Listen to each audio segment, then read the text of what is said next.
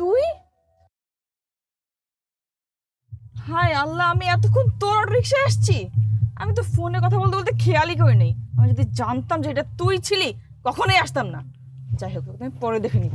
এই ম্যাডাম, কই যেতেছেন? আমার ভাড়া না দিয়ে কই যেতেছেন? ভাড়া দেন। ভাড়া? কিসের ভাড়া রে? তোকে আমি 1 টাকাও দিব না। মগের মুলুক পাইছেন নাকি? আপনি আমার রিক্সায় উঠছেন, আপনার গন্তব্যস্থলে আমি নিয়ে আসছি, এখন টাকা নিতে চলে যাবেন? ভালো ভালো কইতেছে, আমার টাকাটা দিয়ে দেন। কিরে, কি ব্যাপার? আর তাড়াতাড়ি বাসায় চলে আসলি? তোকে যে আমি ছেলের সাথে দেখা করতে পাঠালাম, দেখা করছিস? আরে ভাইয়া, গেছিলাম তো, সাথে লামিয়াকেও নিয়ে গেছিলাম, কিন্তু তোমার বড়লোক পাত্র আসেনি। সে নাকি তার বিজনেসের কাজে ঢাকার বাইরে যাচ্ছে, 2-3 দিন পর ফিরবে, তখন দেখা করবে। আচ্ছা ঠিক আছে, ছেলেটা যেহেতু বলছে 2-3 দিন পর দেখা করবে, তাহলে 2-3 দিন পরে দেখা কর। তাহলে এখন ঘরে যা, গিয়ে ফ্রেশ হয়ে নে। আচ্ছা ভাই, আমি রুমে যাই। শোন মা, তোর একটা কথা বলি। তোর ভাইয়া যে কথাটা বলছে না, এটা মনে রাখিস। ওই ছেলের সাথে কিন্তু খারাপ ব্যবহার করিস না, ঠিক আছে? আজব মা, আমি কেন খারাপ ব্যবহার করতে যাব? তাছাড়া ভাইয়া তো বললো ছেলেটার বেশ টাকা পয়সা আছে, তো খারাপ ব্যবহার করার কোনো প্রশ্ন ওঠে না।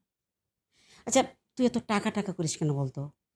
এমন অনেক পরিবার আছে যাদের কোনো টাকা পয়সা নাই, কিন্তু শান্তি আছে, সুখ আছে। টাকা দিয়ে সুখ আসে না রে মা। মা, তুমি কি শুরু করলা বলো তো? আরে মা, কি শুরু করলে বলো তো? আচ্ছা তুমি ঠান্ডা হও, আমি ঋতুর সাথে কথা বলতেছি। শোন, তুই মার কথা একদম কান দিস না। তোকে যেটা বলছি তুই সেটাই কর। যা, এখন গিয়ে ফ্রেশ হয়ে নে। আচ্ছা আমি যাই। আহ, ভাইয়া, তোমার কাছে কি ছেলেটার কোনো ছবি আছে? আসলে লামিয়া দেখতে চাচ্ছিল আর কি। দেখ, আমার কাছে ছেলের ছবিটা নাই, থাকলে আমি অবশ্যই তোকে দিতাম। আর তাছাড়া ছেলেটাকে আমি সরাসরি দেখেছি। ছেলেটা অনেক ভালো, দেখতে অনেক সুন্দর। আর যে তোর চাহিদা, সেই চাহিদাটা ও পূরণ করতে পারবে, কারণ ওর কাছে অনেক টাকা পয়সা আছে। তো আমি একটা জিনিস বুঝতে পারলাম না, তুই টাকা টাকা কেন করিস? তুই টাকাটাকে এত প্রাধান্য কেন দিস বলতো? দেখো ভাইয়া, তুমি তো জানোই, ছোট থেকে শহরে বড় হয়েছি, শহরে পড়াশোনা করছি। আমার সব ফ্রেন্ডদের বিয়ে হয়েছে ভালো ভালো বড় বড় ফ্যামিলিতে। আর তাই তুমি কিন্তু আমার মান সম্মানটাও রেখো। এমন কারোর সাথে বিয়ে দিও না যাতে আমি ফ্রেন্ডদের সামনে মুখ দেখাতে না পারি। আর আশা করি আমার ভাই হিসেবে তুমি সেই ভুলটা করবে না। আমি নিশ্চয়ই কোনো গরিব গেও ভূতকে বিয়ে করবো না। হ্যাঁ হ্যাঁ, বুঝতে পেরেছি। এখন যা, রুমে গিয়ে ফ্রেশ হয়ে নে, যা। ঠিক আছে। যা, মা, তুমি যাও, গিয়ে আমাদের জন্য খাবার বাড়া। যাইতেছি।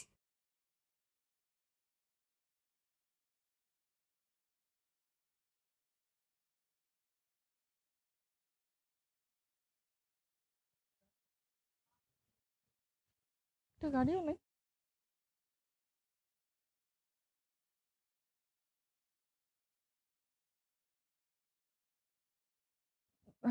হ্যাঁ বল।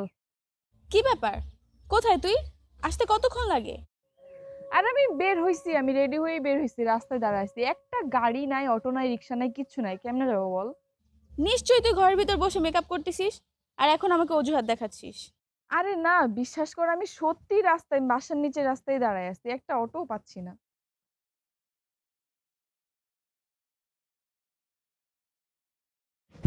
মামা দাঁড়ান, অটো পাইছি। হ্যাঁ বাবা, তাড়াতাড়ি এসে আমাকে একটু উদ্ধার কর। রাখছি। মামা চলেন তো সামনের মোড়ে। আচ্ছা ঠিক আছে।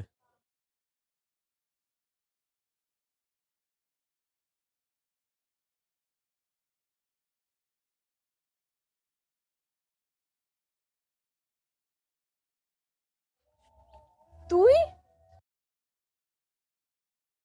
হায় আল্লাহ, আমি এতক্ষণ তোর অটো রিক্সায় আসছি।